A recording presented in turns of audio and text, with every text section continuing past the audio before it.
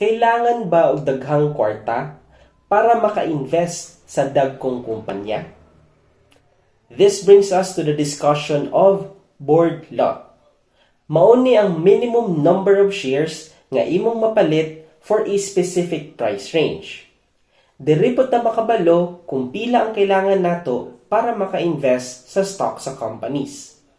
For example, si Jollibee Foods Corporation traded at 221 pesos per share as of October 6, 2023.